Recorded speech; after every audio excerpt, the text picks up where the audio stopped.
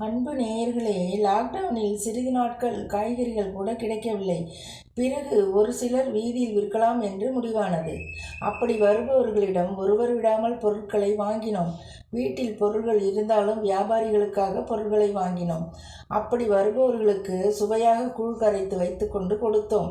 அது வெயில் காலம் வேறு. தலை சுமையுடன் சென்ற பெண் வியாபாரியிடம் சாப்பாடு இருக்கிறது, எடுத்துக்கொண்டு செல்கிறாயா என்று கேட்டதற்கு உடைந்து அழுதார். மனம் வலித்தது. நம்மால் முடிகிறது, வாழ்ந்து விடுகின்றோம். இல்லாதவர்களின் நிலை. உலகில் உள்ள அகதிகள் உணவிற்காக படும்பாட்டை தினசரியில் பார்க்கும்போது உண்ணும் உணவு உறுத்தலுடன் இறங்குகிறது. அவரவர் நல்வினை தீவினைப்படி வாழ்க்கை அமைந்தாலும் எல்லா உயிர்களுக்கும் பசியாற்று தாயே என்று காசியில் உள்ள அன்னபூரணியை எப்பொழுதும் மனம் உருகி வேண்டிக் கொள்கிறது. பிறகு நேயர்களே, குற்றச்சம்பவங்களும் அப்பொழுது அதிகமாய் நடைபெறவில்லை. ஏனென்றால் உயிர் படைத்தால் போதும் என்ற எண்ணம். எல்லோருக்கும் உயிர் பயம்.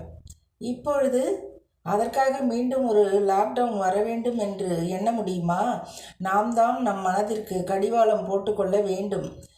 இது இறை நம்பிக்கையால் மட்டுமே கிடைக்கும். அன்பு நேயர்களே.